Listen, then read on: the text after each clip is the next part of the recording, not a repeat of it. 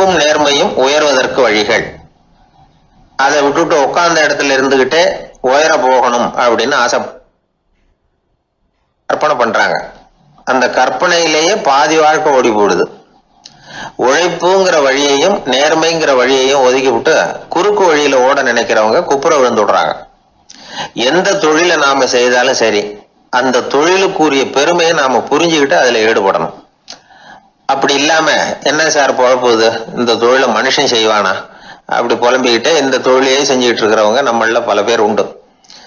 செய்யும் தொழிலே தெய்வம் அப்படின்னு சொல்றாங்கல்ல, அப்படி சொல்றது எதுக்காக? அந்த அளவுக்கு அதுல ஒரு ஈடுபாடு வேணுங்கிறதுக்காகத்தான். ஒரு பெரிய மலைப்பகுதி, அந்த மலை அடிவாரத்துல ஒரு சிற்பி உட்காந்து ஒரு சிலையை வடிச்சுக்கிட்டு இருக்கிறான்.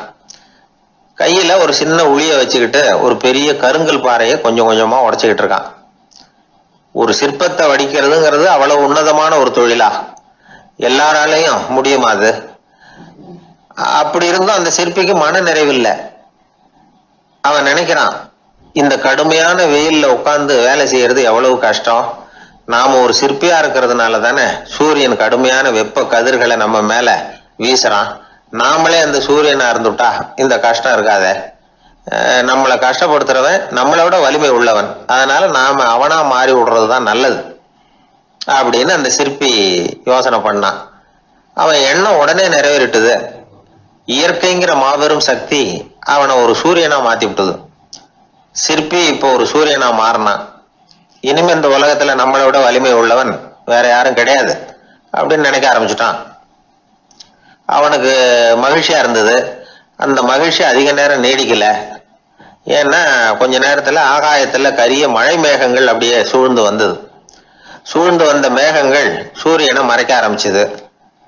இப்போ சூரியனா இருந்த அந்த சிற்பி நினைச்சு பாக்குறான், என்ன இது, என்னையே இந்த மேகம் மூடி மறைக்குதுன்னா அது என்னை விட பெரிய ஆளா தான் இருக்கணும்.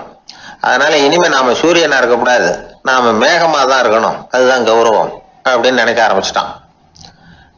இப்பவும் பாருங்க, இயற்கை அவனுடைய ஆசையை நிறைவேற்றி வச்சது. சூரியனா இருந்த சிற்பி மேகமா மாறினான். வான வீதியில அப்படியே உல்லாசமா வர ஆரம்பிச்சான். அந்த உல்லாசமும் அதிக நேரம் நீடிக்கல. எதிரில் பார்த்தா பிரம்மாண்டமான மலைகள் வழியை அடைச்சிட்டு நிக்குது. வேகமா வந்த மேகம் மலையில மோதிக்கிட்டுது. அந்த மலையை தாண்டி அப்பால செல்ல முடியல. இப்போ அந்த மேகம் நினைக்குது, நாம எந்த தடையும் இல்லாம அந்த இடத்துல மிதந்து வர்றோம், நம்மையே போக விடாம தடுக்குதுன்னா அந்த மலைக்கு எப்பேற்பட்ட வலிமை இருக்கணும். இனிமேலும் நாம மேகமா இருந்து பிரயோஜனம் இல்லை, இருந்தா மலையா இருக்கணும், அதுதான் பெருமை அப்படின்னு நினைக்க ஆரம்பிச்சான். இப்பவும் பாருங்க, இயற்கை அவனுடைய ஆசையை நிறைவேற்றி வச்சது. மேகமா இருந்த சிற்பி மலையா மாறினான். பெரிய மலை பூமிக்கும் வானத்துக்குமா நின்றுகிட்டு இருக்கு. இனிமே நமக்கு எந்த கவலை இல்லை அப்படின்னு நினைச்சது அந்த மலை. இப்படி நினைச்சுக்கிட்டு இருந்த வேளையில அந்த மலையோட காலடியில அடிவாரத்துல ஏதோ சத்தம் கேட்டுது. என்ன சத்தம் இது அப்படின்னு சொல்லி அந்த மலை மெதுவா குனிஞ்சு பார்த்துதான். பார்த்தா அங்க ஒரு மனுஷன் தன்னுடைய கையில உளிய வச்சுக்கிட்டு மலையை கொத்திக்கிட்டு இருக்கிறான். ஏதோ ஒரு சிற்பத்தை வடிக்கிறதுக்காக அவன் முயற்சி பண்ணிட்டு இருக்கிறான். இப்போ அந்த மலை நினைச்சுதான், மலையே ஒருத்தன் உடைக்கிறான்னா அவன் எப்பேற்பட்ட வலிமை உள்ளவனா இருக்கணும். இனிமேலும் மலையா இருந்து பிரயோஜனம் இல்ல, மனுஷனா மாறணும், அதுதான் சரி அப்படின்னு நினைச்சுதான். அந்த வினாடியே அந்த மலை ஒரு மனுஷனா மாறிச்சு. அவன் கையில ஒரு உளி, பழையபடியே ஒரு கருங்கல் பாறையை கொத்த ஆரம்பிச்சான்.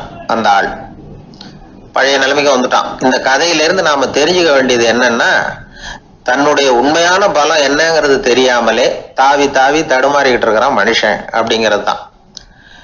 இனிமேலாவது அதை புரிஞ்சுக்கணும். புரிஞ்சுக்கிட்டு புறப்படணும் வாழ்க்கையில வெற்றி பெறறதுக்கு. ஒரு குடும்ப தலைவருக்கு விபரீதமா ஒரு ஆசை வந்துதான். அதாவது ஒரு நாள் பூராவும் புடவை கட்டிக்கிட்டு மனைவி செய்கிற வீட்டு வேலைகள், சமையல் வேலைகள் எல்லாத்தையும் தானே செய்யணும். மனைவிக்கு ஆண் வேஷம் போட்டு ஆபீஸுக்கு அனுப்பி வச்சுடணும் அப்படின்னு ஆசைப்பட்டான். இதுதான் அந்த ஆசை. அதே மாதிரி செஞ்சான். பெண் வேஷத்துல சமையல் பண்ணிட்டு இருந்தான். இருட்டி விட்டுது. இந்த சமயத்துல வாசல் கதவு தட்டப்படுற சத்தம் கேட்டுது. ஓடி போய் திறந்தான். பக்கத்து வீட்டம்மா கிடுகிடுன்னு உள்ள வந்துட்டாங்க, காப்பி பொடியோ ஏதோ வாங்கறதுக்கு. இவன் பயந்து போய், கமலாம்மா, நான் சுசீலா இல்ல, சுசீலாவோட புருஷன், பெண் வேஷத்துல இருக்கிறேன், சும்மா ஒரு சேஞ்சுக்காக அப்படின்னா. உடனே அந்த அம்மா கிட்ட வந்து, பயப்படாத, நானும் கமலா இல்ல, கமலாவோட புருஷன், இதுவும் சும்மா ஒரு சேஞ்சுக்காகத்தான் அப்படின்னு நானா. இப்படி வாழ்க்கைய விபரீதமா நினைச்சுக்கிட்டு வேற வேற கற்பனைகள்ல வீணாக்கிக்கிட்டு இருக்கிறவங்க தான் ரொம்ப அதிகம். நாம அதுவா மாறணும்னு நினைக்கிறது தப்பு, நாம இருக்கணும் அப்படின்னு நினைக்கிறது தான் உண்மை, அதுதான் சரி. அந்த சிற்பி என்னென்னோ கற்பனை பண்ணி கடைசியில மறுபடியும் சிற்பியாகவே வந்து சேர்ந்தான் பாருங்க. அதனால நம்முடைய உண்மையான பலம் என்ன அப்படிங்கறத தெரிஞ்சுக்கிட்டு நடந்துகிட்டோம்னா வாழ்க்கையில எப்பொழுதும் வெற்றி நிச்சயம். இந்த உலகத்துல உண்மையாவே வேதாந்தம் பேசுறவங்களும் உண்டு, உள்ளுக்குள்ள வேற மாதிரி இருந்துக்கிட்டு வெளியில வேதாந்தம் பேசுறவங்களும் உண்டு. ஒரு ஆள் இருந்தார், அவரும் ஒரு கடை வச்சு வியாபாரம் பண்ணிக்கிட்டு இருந்தார். மகா கஞ்சன், யாருக்கும் எந்த உதவியும் செய்ய மாட்டார். எச்சில் கையென்ன ஈர கையை கூட உதற மாட்டார், அப்படிப்பட்ட மனுஷன். அந்த ஊருக்கு ஒரு முனிவர் வந்துக்கிட்டு இருந்தார். வருஷத்துக்கு ஒரு தடவை வருவார், ஒரு நாள் 2 நாள் இருப்பார், அப்புறம் போயிடுவார். அந்த முனிவர் வர்றப்போலாம் இந்த ஆள் எழுந்திரிச்சு ஓடி போய் அவரை வரவேற்பான். ரொம்ப பெரிய வேதாந்தி மாதிரி அவர்கிட்ட பேசிக்கிட்டு இருப்பான்.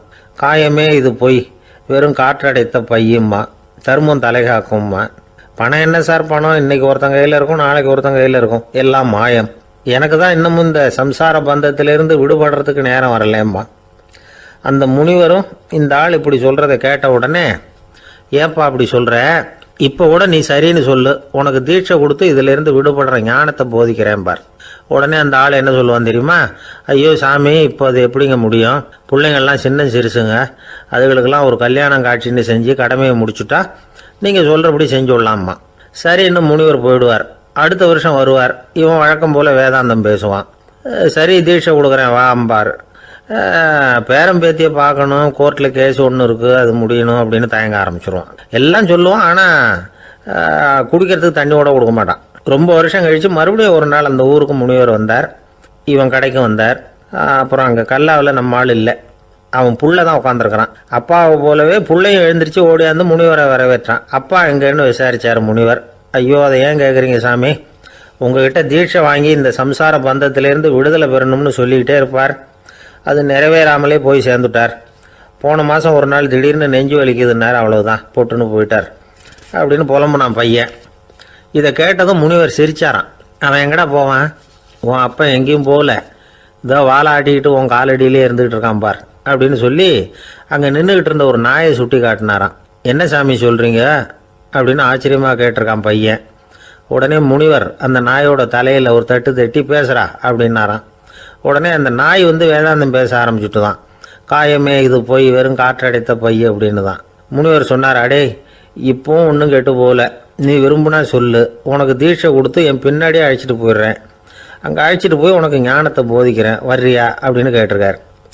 உடனே அந்த நாய் சொல்லிச்சான், ஐயோ அதை ஏன் கேட்குறீங்க சாமி, நான் உண்ணாமல் தின்னாமல் ஏராளமான சொத்து சேர்த்து வச்சுட்டேன், என் பிள்ளைங்க அதோட பெருமை தெரியாமல் ராத்திரி நேரம்லாம் கதவை திறந்து போட்டுட்டு தூங்கிடுவாங்க, அதனால் இப்படி நாயாக பிறந்து ராத்திரி பகலாக சுற்றி சுற்றி வந்து காவல் காத்துட்டு கிடக்கிறேன், இப்போ எப்படி சாமி வர முடியும் அப்படின்னு கேட்டுதான். அறியாமையிலேயே சுகம் கண்டு இப்படி இருக்கிற ஆளுங்களுக்கு எப்படி விடுதலை கிடைக்கும், எப்போ விடுதலை கிடைக்கும் அப்படின்னு கேட்குறார் தசாவதானி, திருக்குறள் பேர் ராமையா. அவர் கேட்குறது நியாயம் தானே. இந்த காலத்து பையன் ஒருத்தன் அப்பா கிட்ட சொன்னான், அப்பா இன்னைக்கு நான் 1 ரூபா மிச்சப்படுத்தி விட்டேன் அப்படின்னு. நானும் அப்படியா, என்னடா பண்ணேன்னு கேட்டிருக்கார் அப்பா. டவுன் பஸ்ஸில் ஏறாமல் அது பின்னாடியே ஓடியாந்தேன், 1 ரூபா மிச்சம் தானே அப்படின்றான். அட பாவி, ஒரு ஆட்டோ பின்னாடி ஓடியாந்துருந்தா 10 ரூபா மிச்சமாயிருக்குமே, வேஸ்ட் பண்ணிட்டியே அப்படின்னாரான் அந்த அப்பா. ஒரே ஒரு ஊரில் ஒரு பாதிரியார் இருந்தார். ரொம்ப நாள் சந்தோஷமாக வாழ்ந்தார்.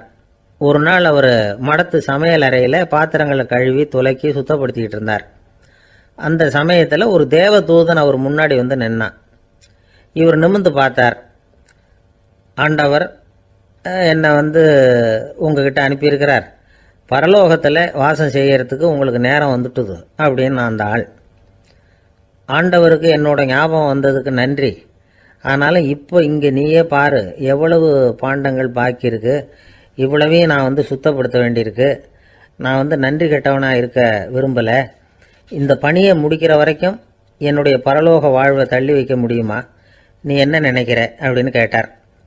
தேவதூதன் தனக்கே உரிய விவேகத்தோட அன்போட பாதிரியாரை பார்த்தான். சரி என்ன செய்யலாம்ங்கிறத அப்புறம் சொல்கிறேன் அப்படின்னு சொல்லிவிட்டு புறப்பட்டு போயிட்டான். ஒரு நாள் அந்த பாதிரியார் தோட்டத்தில் உள்ள களைகளை எல்லாம் ஒரு களை கொத்தியால் கொத்தி களை எடுத்துக்கிட்டு இருக்கிறார். அந்த சமயத்தில் இந்த தேவதூதன் மறுபடியும் அவர் முன்னாடி வந்து நிற்கிறான். பாதிரியார் பார்த்தார், இதை பாரு, இந்த தோட்டம் பூராவும் எவ்வளவு களை மண்டி கிடக்கு, பரலோகம் கொஞ்ச காலம் எனக்காக பொறுத்திருக்கலாம்னு நீ நினைக்கிறியா அப்படின்னு கேட்டார். தேவதூதன் சிரிச்சுக்கிட்டே மறுபடியும் மறைஞ்சிட்டான். மறுபடியும் அவர் களை எடுக்கிறது, தானிய களஞ்சியத்துக்கு வர்ணம் பூசுறது, இப்படிப்பட்ட வேலைகளில் ஈடுபட்டிருக்கார். இன்னொரு நாள் ஒரு மருத்துவமனையில் நோயாளிகளை கவனிச்சுக்கிட்டு ரொம்ப தீவிரமாக இருக்கிறார் அந்த பாதிரியார். ஒரு நோயாளியோட தாகத்துக்கு தண்ணீர் கொடுத்துட்டு நிமிர்ந்து பார்க்குறப்போ தேவதூதன் மறுபடியும் அவர் முன்னாடி வந்து நிற்கிறான். இந்த தடவை பாதிரியார் தன்னலமற்றவராக பேரன்பை காட்டக்கூடிய வகையில் தன்னுடைய 2 கைகளையும் உயர்த்தியபடி தேவதூதனின் கவனத்தை வந்து பிணியால் வாடக்கூடிய நோயாளிகளின் பக்கம் திருப்பினாராம். தேவதூதன் ஒன்றும் சொல்லலை, மறைஞ்சிட்டான். அன்னைக்கு சாயந்தரம் பாதிரியார் வந்து மடத்தில் உள்ள தன்னுடைய அறைக்கு போய் இளைப்பாறினார். யோசித்து பார்த்தார். தேவதூதனையும் தேவதூதனின் விருப்பத்தையும் பல நாள் தள்ளி போட்டு வந்ததையும் அவர் ரொம்ப நினச்சி பார்த்தார். திடீர்னு தான் வந்து முதுமை அடைகிறதையும் சோர்வு அடைகிறதையும் உணர்ந்தார். ஆண்டவரை நினச்சார். ஆண்டவரே, உம்முடைய தூதனை மறுபடியும் என்கிட்ட அனுப்புனா நான் சந்திக்கிறதுக்கு ஆவலாக இருக்கேன் அப்படின்னு சொல்கிறப்பவே தேவதூதன் பக்கத்தில் வந்து நின்னான். பாதிரியார் நிமிர்ந்து பார்த்தார். நீ இப்போவே என்னை அழைச்சிக்கிட்டு போக விரும்பினா நான் பரலோகத்துக்கு வர்றதுக்கு தயாராக இருக்கேன்னார். தேவதூதன் அந்த பாதிரியாரை அன்போடவும் விவேகத்தோடவும் பார்த்து, நீங்கள் வந்து என் கூட பரலோகத்துக்கு வர்ற தயாராக இருக்கிறதா சொல்கிறீங்க, ஆனால் நீங்கள் இது வரைக்கும் வேறு எங்கே இருந்ததா நினைக்கிறீங்க அப்படின்னானா. அப்படின்னா இது வரைக்கும் இருந்த இடம்தான் பரலோகம் அப்படிங்கிறத உணர்த்தியிருக்கிறான். பரலோகம்னா என்னன்னு புரிஞ்சுக்கிறதுக்கு இந்த சம்பவம் நமக்கு உதவியாக இருக்குது. தொண்டு செய்கிறத விட பெரிய செயல் வேறு எதுவும் இருக்க முடியாது. அது நம்ம மனசுக்கு கொடுக்குற சுகத்தை வேறு எதுவும் கொடுக்க முடியாது. நாம் தொண்டு செய்கிற இடம் தான் அந்த புண்ணிய இடம். ஆனால் இந்த காலத்துல எல்லாம் நாம் வந்து தொண்டு செய்யணும்னு நினச்சி ஏதாவது ஆரம்பித்தா கூட அதை ஒரு மாதிரியாக சுற்றி நின்று வேடிக்கை பார்க்க ஆரம்பிச்சிடுறாங்க. ஒரு பெரியவர் அப்படித்தான் ஒரு தொண்டு செஞ்சுக்கிட்டு இருந்தார். ஒரு கோவில் கட்டிக்கிட்டு இருந்தாங்க. அதில் ஒரு இடத்துல ஒரு பலகையை வச்சு ஆணி அடிக்கிற வேலையை செஞ்சுக்கிட்டு இருந்தார் அந்த பெரியவர். ஒரு சின்ன பையன் அதை ரொம்ப ஊக்கமாக அக்கறையாக கவனிச்சிக்கிட்டு இருந்தான். பெரியவர் இதை கவனித்தார். என்னப்பா பார்க்குற, உனக்கும் இது மாதிரி தொண்டு செய்யணும்னு ஆசையாக இருக்கா அப்படின்னு கேட்டார். அதுக்கு அந்த பையன் சொல்கிறான், அப்படி இல்லைங்க, நீங்கள் ஆணி அடிக்கிறப்போ கையில் சுத்தியால் அடிச்சுக்கிட்டா எப்படி துடிப்பீங்க, எப்படி கத்துவீங்கன்னு தெரிஞ்சுக்கிறதுக்காக அதை பார்க்கணும்னு ஆசை, அதுக்காக தான் காத்துக்கிட்டு இருக்கேன் அப்படின்னு நான். வாழ்க்கையில் சில சந்தர்ப்பங்களில் நாம் வந்து சில அவமானங்களை சந்திச்சே தீர வேண்டியிருக்கு. என்ன பண்ணுறது, காலம் அப்படி. அவமானப்படுறவங்க உடனே அடங்கி போடுறது தான் உலக வழக்கம். அவமானப்பட்டால் உடனே சீறி எழறவங்களும் உண்டு. ஆனால் அதையே ஒரு சவாலாக எடுத்துக்கிட்டு முன்னுக்கு வர்றவங்களும் சில பேர் இருக்கிறாங்க. அவங்க ரொம்ப அபூர்வம். இன்றைக்கி மனோதத்துவ நிபுணர்கள்லாம் என்ன சொல்கிறாங்க தெரியுமா? அவமானப்பட்டுட்டா உடனே அடங்கி போயிடக்கூடாதான். அதையே ஒரு சவாலாக எடுத்துக்கிட்டு மனசில் ஒரு வைராக்கியத்தோடு முயற்சி பண்ணினா வாழ்க்கையில் எல்லாரும் முன்னேறலாமா.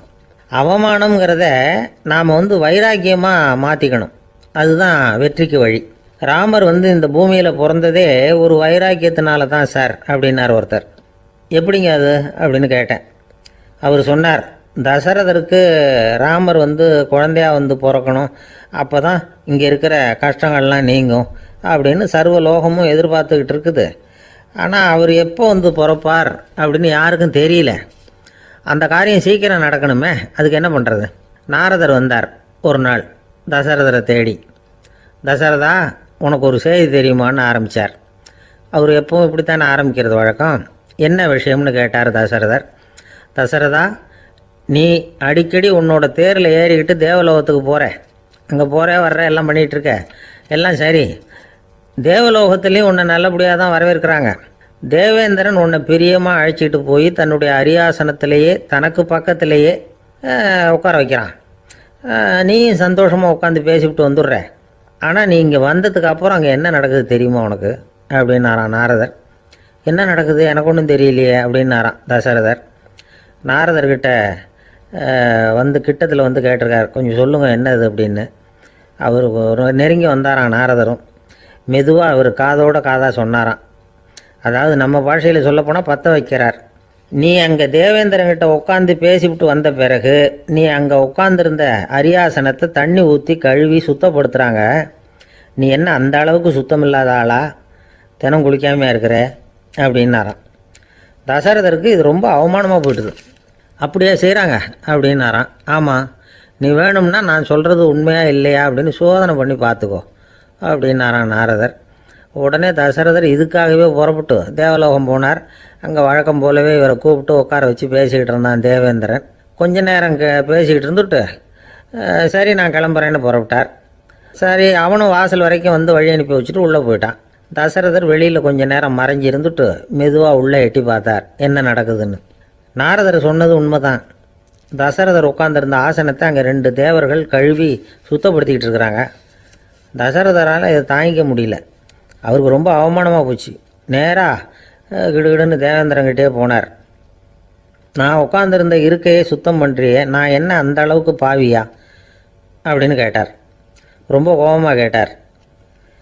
தசரதரே, மனுஷனுக்கு 3 கடன்கள் உண்டு. தேவ கடன், ரிஷி கடன், பித்ரு கடன். இதை தீர்க்காதவன் பாவியாகிறான். இதில் மகனை பெறுவதால் தான் பித்ரு கடன் தீரும். உனக்கு மகன் கிடையாது, அதனால் நீ பாவியாகிற. பாவி உட்கார்ந்துருந்த இடம்ங்கிறதுனால அதை சுத்தம் செய்ய வேண்டியது எங்கள் கடமை அப்படின்னு நானாம் தேவேந்திரன். இந்த இடத்துல தசரதருக்கு ஏற்பட்ட அவமானம் ஒரு வைராக்கியமாக மாறிச்சு.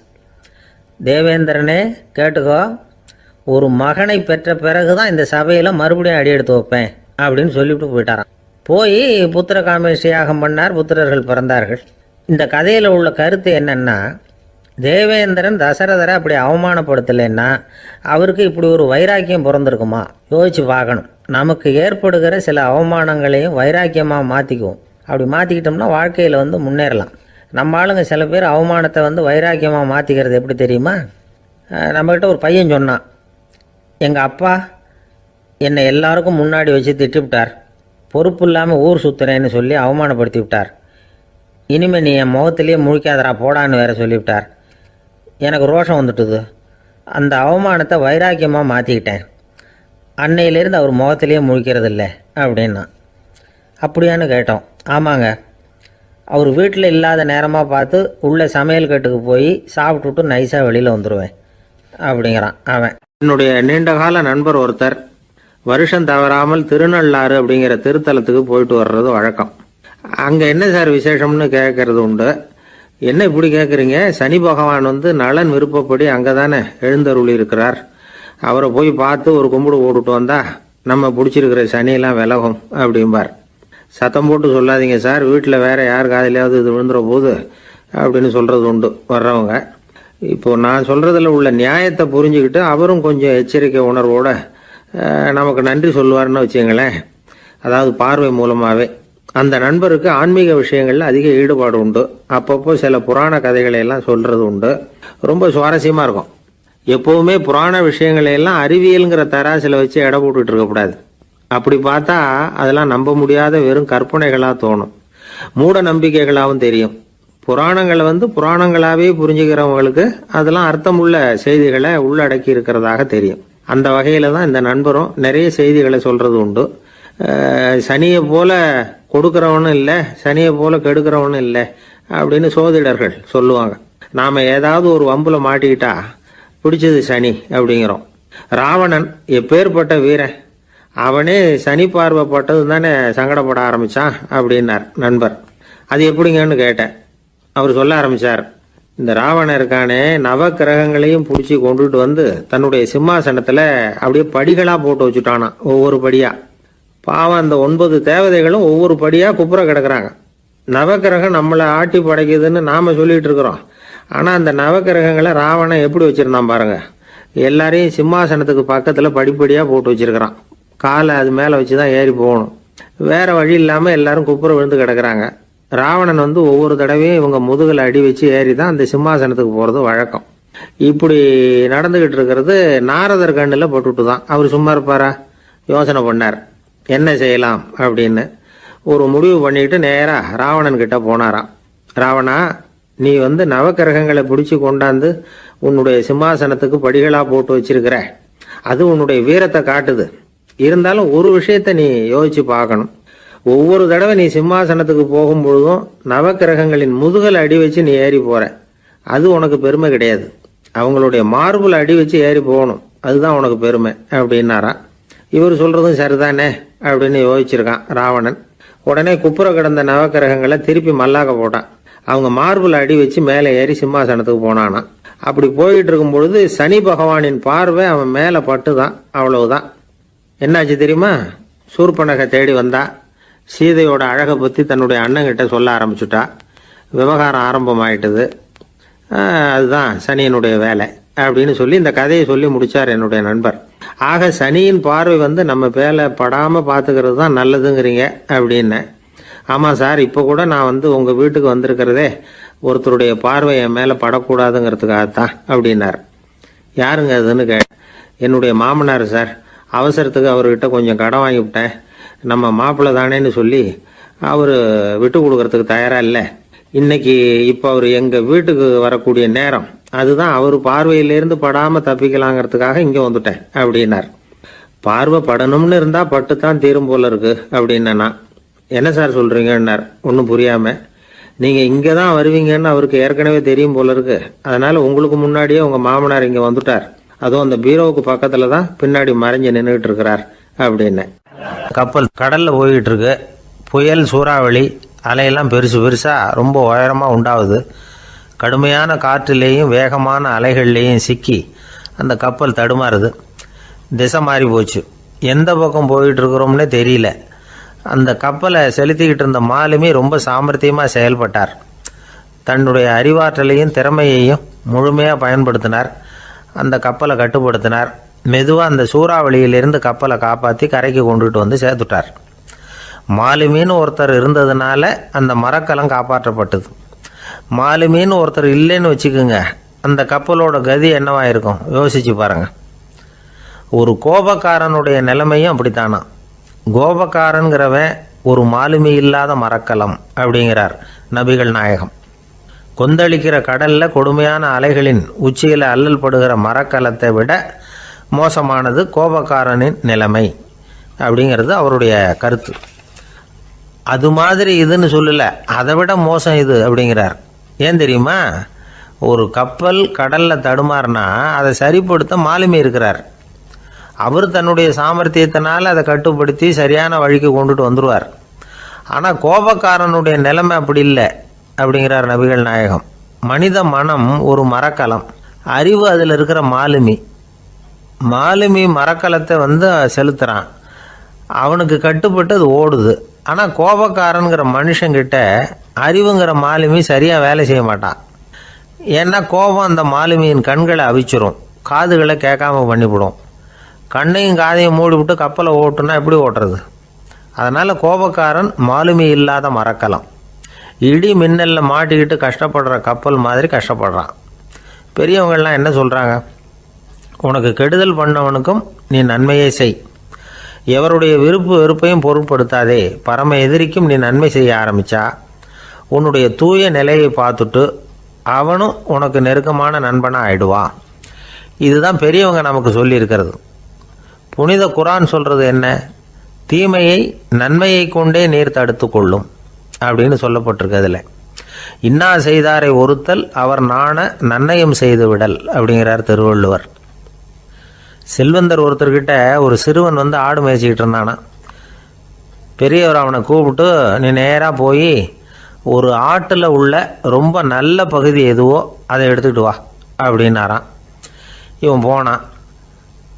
ஒரு ஆட்டு உடம்புல இருந்த நாக்கு, இருதயம், இது ரெண்டையும் எடுத்துகிட்டு கொடுத்தானான். பெரியவர் வாங்கி பார்த்தார். அதுக்கப்புறம் இப்போ நீ போய் இன்னொரு ஆட்டில் இருக்கிற ரொம்ப கெட்ட பகுதி எதுவோ அதை எடுத்துகிட்டு வா அப்படின்னாரான். இவன் போய் எடுத்துகிட்டு வந்தான். அவன் கையில் இருந்தது மறுபடியும் அதே மாதிரி நாக்கு, இருதயம், இது ரெண்டும் தான். என்னது இப்பவும் அதையே கொண்டுட்டு வந்திருக்கிற அப்படின்னாரான் பெரியவர். இவன் சொன்னானா, ஒரு உடம்புல உள்ள ரொம்ப நல்ல பொருளும் இதுதான், ரொம்ப கெட்ட பொருளும் இதுதான் அப்படின்னானா. இளம் வயசில் இப்படி பதில் சொன்னவர் தான் பேரறிஞர் லுக்மானுல் ஹக்கீம் அவர்கள். கோபப்படாமல் இருந்தால் இது ரெண்டும் நல்லா வேலை செய்யும், கோபப்பட்டால் இது ரெண்டும் மோசமாக வேலை செய்யும். அதை புரிஞ்சுக்கிறதுக்காகத்தான் இன்றைக்கி இந்த தகவல். கோபம் வந்துட்டால் நாம் என்ன செய்கிறோங்கிறது நமக்கே தெரியாது. ஒருத்தர் டாக்டர்கிட்ட போனார் அவசரமாக. டாக்டர், எனக்கு இப்போ கடுமையான கோப வெறி, எனக்கு கண்ணு மண்ணு ஒன்றும் புரியல, உடனடியாக அதை கட்டுப்படுத்தணும், உடனே இதுக்கு ஏதாவது ஒரு மாத்திரை கொடுங்க ப்ளீஸ் அப்படின்னார். அந்த டாக்டரும் உடனே ஒரு மாத்திரையை கொடுத்து இதை உடனே போடுங்க, நான் தண்ணி கொண்டுகிட்டு வரேன்னு உள்ளே போனார். தண்ணியோடு திரும்பி வந்தார். இவர் சொன்னார், டாக்டர் நீங்கள் கொடுத்த மாத்திரை ரொம்ப பெருசாக இருந்தது, இருந்தாலும் கஷ்டப்பட்டு முழுங்கிட்டேன்னார். டாக்டர் சந்தேகத்தோடு மேசையை பார்க்குறார். பார்த்தா மாத்திரை அங்கேயே இருக்குது, பேப்பர் வெயிட்டை காணலை. ஒரு சீன தேசத்து அரசர் இருந்தார். அவருக்கு வயசாயிட்டுது. அவருக்கு அடுத்தபடியாக அவருடைய புள்ள பட்டத்துக்கு வரணும், ஆட்சி பொறுப்பை ஏற்றுக்கணும். ஒரு நல்ல தலைவனுக்கு இருக்க வேண்டிய பண்புகள்லாம் தன்னுடைய மகனுக்கு இருக்கணும்னு விரும்பினார் அந்த அரசர். அதனால் இளவரசனை பக்கத்தில் இருந்த ஒரு குரு கிட்ட அனுப்புனார். இளவரசன் அவர்கிட்ட போய் சேர்ந்தான். அந்த குரு என்ன பண்ணார் தெரியுமா? இவனை பார்த்து சொன்னார், இதை பாருப்பா, நீ என்ன பண்ணுற, இப்போவே பக்கத்தில் இருக்கிற காட்டுக்கு போ, நடுக்காட்டில் போய் ஒரு இடத்துல உட்காந்துக்கோ, அங்கே என்னென்ன சத்தம்லாம் உன் காதில் விழுதுன்னு கவனித்து கேளு, உன் காதில் விழுந்த ஓசைகள் என்னென்னங்கிறத என்கிட்ட வந்து சொல்லு, அதுதான் எனக்கு தெரியணும், உனக்கு வேலையும் அதுதான் அப்படின்னு சொல்லி அனுப்பி வச்சுட்டார். இளவரசன் காட்டுக்கு போனான். குரு சொன்னபடியே ஒரு இடத்துல உட்காந்து கவனித்து கேட்டான். அதுக்கப்புறம் குருக்கிட்ட திரும்பி வந்தான். என்னென்ன சத்தம்லாம் கேட்ட அப்படின்னு கேட்டார் குரு. குருவே, காட்டில் நான் பறவைகள் சத்தம்லாம் கேட்டேன், மிருகங்களின் ஓசையையும் கேட்டேன், இதை தவிர இடி மின்னல் மழை இதுகளோட சத்தத்தையும் கேட்டேன் அப்படின்னா. குரு யோசனை பண்ணார், நீ இன்னமும் சரியாக கேட்கல, அதனால் மறுபடியும் காட்டுக்கு போ, கொஞ்ச நாள் தங்கியிருந்து கேட்டுட்டு வா அப்படின்னார். இளவரசனுக்கு ஒன்றும் புரியல. இருந்தாலும் குருவின் கட்டளையாச்சே, மறுக்க முடியுமா? உடனே அவன் மறுபடியும் காட்டுக்கு போனான். ஒரு இடத்துல உட்காந்தான். கொஞ்ச நேரம் உன்னிப்பாக கவனித்து கேட்டான். சில நாள் கழித்து குருக்கிட்ட திரும்பி வந்தான். குருவே, இந்த தடவை சில துல்லியமான சத்தங்களை எல்லாம் கேட்டான். தேனி பறக்கிற சத்தம், நீரோடையின் மெல்லிய ஓசை, இதெல்லாம் கேட்டேன்னா. குரு சிரித்தார். நீ மறுபடியும் காட்டுக்கு போ, இன்னும் சில நாள் அங்கே இரு, முழுமையாக கவனமாக கேட்டுக்கிட்டு வா அப்படின்னு சொல்லி அனுப்பி வச்சுட்டார். இளவரசனுக்கு குழப்பம் அதிகமாயிட்டுது. ஒன்றுமே புரியல. மறுபடியும் காட்டுக்கு போனான். மௌனமாக ஒரு இடத்துல உட்காந்துட்டான். அப்படியே தியானத்தில் ஆழ்ந்துட்டான். சில நாளில் அவனுக்கு இதுவரை கேட்காத ஓசைகள்லாம் கேட்க ஆரம்பிச்சிட்டுது. இதைத்தான் நான் கேட்கணும்னு என்னுடைய குரு எதிர்பார்த்துருக்கிறாருங்கிறத புரிஞ்சுக்கிட்டான். உடனே குரு கிட்ட ஓடனான். குருவே, இந்த தடவை காதுகளுக்கு கேட்க முடியாத சில ஓசைகளை கூட என்னால் உணர முடிஞ்சுது. பூ மலருகிற ஓசை, சூரியனால் பூமி சூடாகிறப்போ எழுகிற ஓசை, காலை பனித்துளி இந்த புல்லுலாம் குடிக்கிற ஓசை, இது எல்லாம் என்னால் நல்லா கேட்க முடிஞ்சுது அப்படின்னா. குருவுக்கு இப்போ தான் திருப்தி ஏற்பட்டு தான். இளவரசனை பார்த்து சொன்னார், இதை பாருப்பா, இப்போ தான் நாட்டை ஆளுகிற தகுதி உனக்கு வந்திருக்குது அப்படின்னு சொல்லி அதுக்கு விளக்கமும் கொடுத்தாராம். எந்த அரசன் தன்னுடைய மக்களின் எதையும் பேசுகிற மௌன மொழியை, மௌன வார்த்தைகளை கேட்குறானோ அவன்தான் ஆள தகுதி உள்ளவன். எந்த அரசன் தன்னுடைய மக்களின் உணர்ச்சிகளை உண்மையாக உணர்றானோ அவன்தான் முதன்மையான அரசன். போலி வார்த்தைகளை மட்டும் கேட்டுட்டு பல மௌன ராகங்களை காதில் வாங்கிக்காதவன் அரசனே இல்லை. எந்த நாட்டில் எப்போ ஒரு அரசன் தன்னுடைய மக்களின் உணர்ச்சிகளை கேட்க மறுக்கிறானோ அன்னையிலிருந்தே அந்த நாடு அழிய தொடங்குது அப்படின்னு அர்த்தம். இதுதான் அந்த குரு இளவரசனுக்கு போதிச்சது. வாயால் பேசுறத மட்டும் கேட்டு ஏமாறக்கூடாது, உணர்ச்சிகளையும் கேட்கறதுல தான் மனப்பக்குவம் உண்டாகும். மக்கள் உணர்ச்சிகளை புரிந்து கொள்ளாத அரசர்கள் நீடிச்சிருக்க முடியாது. அது மாதிரி நாடுகளில் அடிக்கடி குழப்பம் தான் உண்டாகும். அப்படி இருந்தால் அடிக்கடி ஆட்சி மாறிக்கிட்டு இருக்கும். அப்படிப்பட்ட ஒரு தேசம், அங்கே ஒரு சிறைச்சாலையில் 3 கைதிகள் பேசிக்கிட்டு இருந்தாங்க. ஒருத்தன் சொன்னான், நான் இந்த நாட்டு ராஜாவை எதிர்த்து பேசிக்கிட்டு இருந்தேன், அதனால் என்னை பிடிச்சி கொண்டாந்து இங்கே போட்டுட்டாங்க அப்படின்னா ஒருத்தன். இன்னொருத்தன் சொன்னான், நான் இந்த நாட்டு ராஜாவை ஆதரித்து பேசிக்கிட்டு இருந்தேன், அதனால் என்னை பிடிச்சி கொண்டாந்து இங்கே தள்ளிவிட்டாங்க அப்படின்னா. அது சரி, நீ என்ன தப்பு பண்ண அப்படின்னு சொல்லி 3வது ஆளை பார்த்து இவங்க கேட்டாங்க. அதுக்கு அந்த ஆள் சொல்கிறான், நான் தான் இந்த நாட்டு ராஜா அப்படின்னா. அசோக மன்னர் வந்துகிட்டு இருக்கார். அவருடைய ஆலோசகர்கள் எல்லாம் பக்கத்தில் வந்துகிட்டு இருக்கிறாங்க. அந்த சமயத்தில் எதிரில் ஒரு புத்த பிக்ஷு வர்றார். அசோகர் பார்க்கிறார். ஓடி போய் அவர் காலில் விழுந்து வணங்குறார். அசோக மன்னரின் தலை அந்த புத்த துறவியின் பாதத்தில் பட்டுக்கிட்டு இருக்கு. பக்கத்தில் நின்றுகிட்டு இருந்த அமைச்சருக்கு இது ரொம்ப சங்கடமா போச்சு. ரொம்ப வருத்தப்பட்டார். நம்ம அசோக சக்கரவர்த்தி எப்பேற்பட்டவர், அவரோட தலை ஒரு சன்னியாசியின் பாதத்தில் படுறதா அப்படின்னு நினைச்சு ரொம்ப கவலைப்பட்டார். அரண்மனைக்கு திரும்பினதும் அமைச்சர் மெதுவாக ஆரம்பிச்சார். அரசே, எனக்கு ரொம்ப வருத்தமா இருக்குது அப்படின்னார். எதுக்குன்னார் மன்னர். அசோக சக்கரவர்த்தியின் தலை, அதாவது அந்த சிரம் ரொம்ப மதிப்புமிக்க ஒன்று.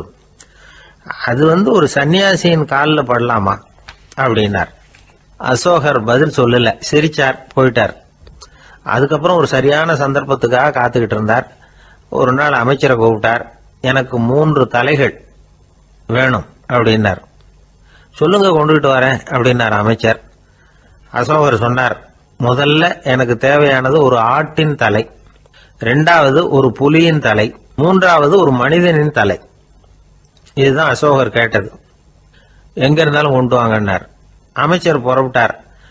ஆட்டுத்தலை, புலித்தலை கிடைச்சிட்டுது. அப்புறமா ஒரு சுடுகாட்டுக்கு போய் ஒரு மனித தலையும் சேகரம் பண்ணிட்டு ராஜா கிட்ட வந்துட்டார். அரசே, உங்கள் ஆணைப்படி 3 தலைகளையும் கொண்டு வந்திருக்கிறேன்னார். அசோகர் பார்த்தார். ரொம்ப நல்லது, இப்ப இது 3ஐயும் எடுத்துக்கிட்டு போய் சந்தையில வித்துட்டு வாங்க அப்படின்னார். அமைச்சர் அதுகளை எடுத்துக்கிட்டு சந்தைக்கு போனார். முதல்ல ஆட்டுத்தலை நல்ல விலைக்கு வித்து போச்சு. நல்ல விலை கொடுத்து வாங்கிட்டு போட்டாங்க. அடுத்தபடியா புலி தலைய ஒருத்தர் வாங்கிட்டார். அதை பாடம் பண்ணி வீட்டில் மாட்டி வைக்கலாமே அப்படின்னு நினைச்சு அதையும் வாங்கிட்டு போட்டார். மனித தலையை மட்டும் வாங்கறதுக்கு யாரும் முன் வரல. எல்லாரும் அதை பார்த்துட்டு விலகி போக ஆரம்பிச்சாங்க. அமைச்சர் திரும்பி வந்தார். அரசே, இந்த தலையை மட்டும் யாரும் வாங்க மாட்டேங்கிறாங்க அப்படின்னார். சரி, பரவாயில்ல, இதை இலவசமாவே எனாமாவே யாருக்கிட்டையாவது கொடுத்துட்டு வந்துருங்க அப்படின்னார். அமைச்சர் மறுபடியும் சந்தைக்கு போனார். இதை இலவசமா தரேன், இதை வாங்கிக்கோங்க அப்படின்னார். அப்பவும் அதை யாரும் வாங்கிக்கிறதுக்கு தயாரா இல்லை. மறுபடியும் திரும்பி மன்னர்கிட்ட விவரத்தை சொன்னார். இப்போ மன்னர் சொல்றார், அமைச்சரே, உயிர் இருக்கிற வரைக்கும் தான் இந்த தலைக்கு மதிப்பு. ஜீவன் போனதுக்கு அப்புறம் அதோட மதிப்பும் போயிடுது. அதனால மதிப்பு இருக்கும் பொழுதே பெரியவர்கள் பாதம் பணிந்து அந்த புனிதத்தை பெற்றுக்கொள்ளணும் அப்படின்னார். பணிவுங்கிறது வேற, அடிமைத்தனம்ங்கிறது வேற. பெரியவர்களை பணிவது நமக்கு பெருமை தரக்கூடிய விஷயம். இதை மனசுல வச்சுக்கிட்டு எப்போ காலில் விழணும், எப்போ காலில் விழக்கூடாது அப்படிங்கிறத முடிவு பண்ணிக்கணும். ஒரு சாதாரண ஆள் நடந்து வந்துகிட்டு இருந்தார். எதிரில் வந்த ஒரு பெரிய மனுஷன் ஓடி போய் அவர் காலில் விழுந்து தன்னுடைய தலையை அவர் பாதத்தில் கொண்டு போய் வச்சார். கொஞ்ச நேரம் கழிச்சு எழுந்திரிச்சு வந்துட்டார்.